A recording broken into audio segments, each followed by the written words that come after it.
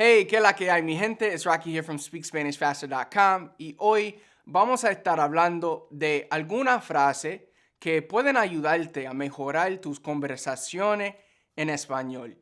Siempre recomiendo a los estudiantes que sean pacientes cuando comiencen a hablar en español. No empiece a tratar de hablar con otro hasta que te sienta listo. Pero cuando esté listo, esta frase te van a ayudar a prepararte para iniciar y mantener conversaciones con otra persona. Sin más, déjame compartir mi pantalla. Ok, primeramente voy a leer esta frase y después de eso vamos a repasar por cada frase y también te voy a dar ejemplo de cómo usar cada frase. Tenemos, ¿qué haces en tu tiempo libre? Es una lástima que, desde mi punto de vista, no me lo puedo creer. Si no me equivoco, mejor que nada. ¿Qué significa eso? ¿Me podrías explicar? ¿Cómo te sientes hoy? ¿Cuál es tu comida favorita? Es una buena pregunta. ¿Me das un minuto, por favor? ¿Te gusta jugar deportes? ¿En qué trabajas? ¿Cuál es un libro que me recomendarías? ¿Qué haces en tu tiempo libre? What do you do in your free time? ¿Qué haces en tu tiempo libre? What do you do in your free time? Eso es lo que hace en tu tiempo libre. That's what you do in your spare time. Así que no es algo que solo hace en tu tiempo libre. So that's not something you only do in your free time. So as you can see, this phrase right here can be used as a question, but can also be used as a statement. And you will see a lot of that throughout all of these phrases. Es una lástima que, it's a shame that, or also it's a pity that. So, es una lástima que no hayas podido venir aquí. It's a shame that you weren't able to come here. Es una lástima que no podamos estar juntos. It's a shame that we can't be together. Es una lástima que no se conocieron. It's a pity or it's a shame that they didn't meet. Desde mi punto de vista, from my point of view. Trata de verlo desde mi punto de vista. Try to see it from my point of view. Desde mi punto de vista, esto es bueno. From my point of view, this is good. Bueno, no desde mi punto de vista. Well, not from my point of view. No me lo puedo creer. I can't believe it.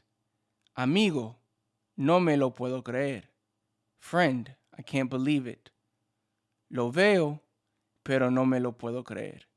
I see it, but I can't believe it.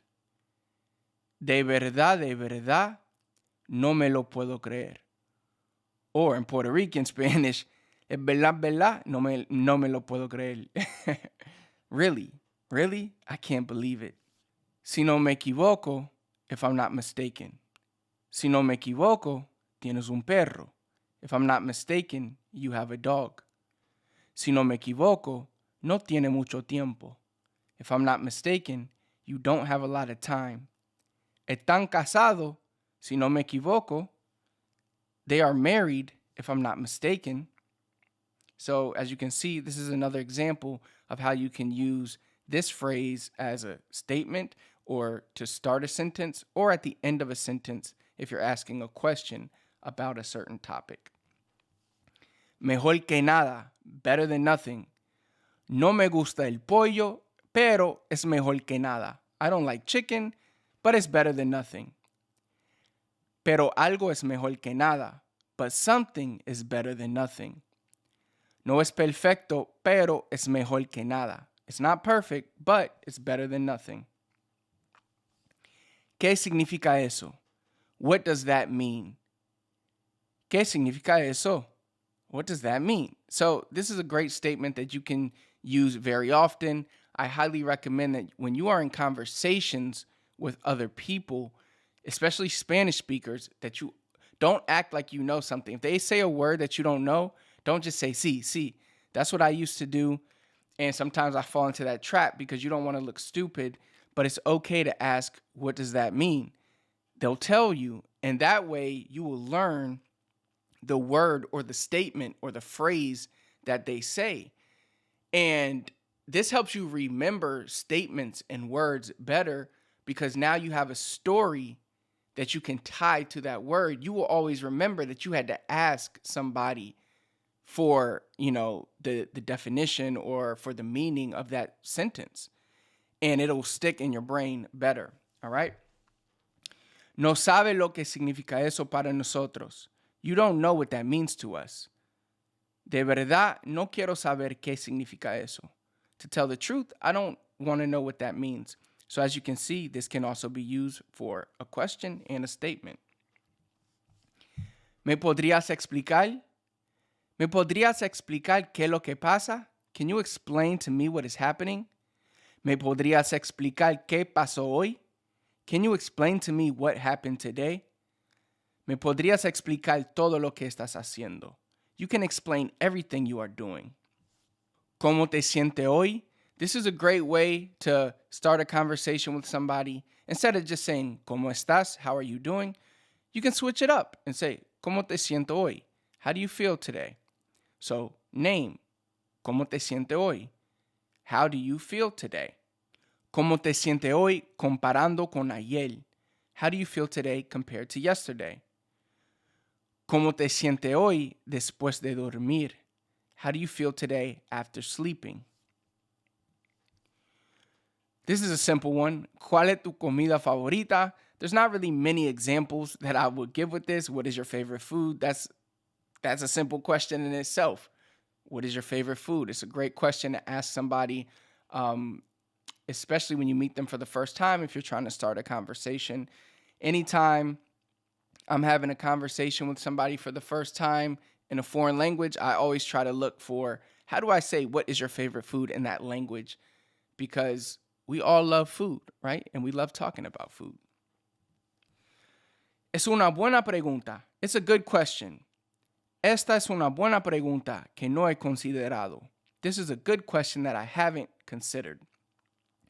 Esa es una buena pregunta, pero pregunto lo mismo. That's a good question, but I ask the same. Para ser justo, es una buena pregunta. To be fair, it's a good question. ¿Me das un minuto? Can you give me a minute? ¿Me da un minuto, por favor? Can you give me a minute, please? Or give me a minute, please? Si me da un minuto, puedo. So, si me da un minuto, puedo hacer something. So, if you give me a minute, I can do, or I can blank, and then you add on to the end of that sentence. ¿Me da un minuto para ponerme listo? Give me a minute to get ready? Question mark. Asking a question. Now, the last three phrases that we will cover, very simple, kind of like ¿Cuál es tu comida favorita? These are simple questions that you can ask that serve as great conversation starters when you're speaking with other people. So, ¿te gusta jugar deportes? Do you like to play sports? ¿En qué trabaja? Or you can also say, ¿a qué te dedicas? So, what do you do for work? You can say that sentence by saying either of these. I think ¿en qué trabajas? Is easier because work, trabajar, we know those to work means trabajar. So, ¿en qué trabajas? It means, what do you do for work? Or ¿a qué te dedicas? Is more like, what do you dedicate yourself to? So, it might be a little harder to remember that. Now, the last one of my favorite ones because I love to read. ¿Cuál es un libro que me recomendarías? What is a book that you would recommend to me? Or what book would you recommend to me?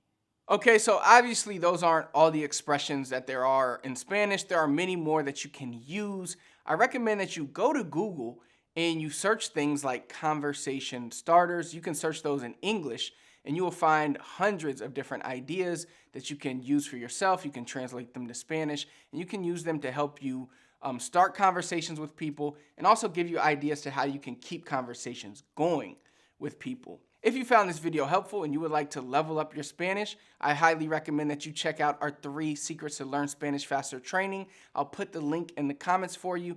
All you have to do is click that link and it'll take you directly to the training. If you like the video, do me a big favor, hit the thumbs up for me.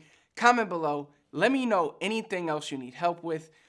We're here for you, and you guys give me the majority of the ideas that I choose to do for this channel. And last but not least, please do not forget to subscribe to the channel. Turn on notifications so you never miss another video. Until next time, I'll see you then.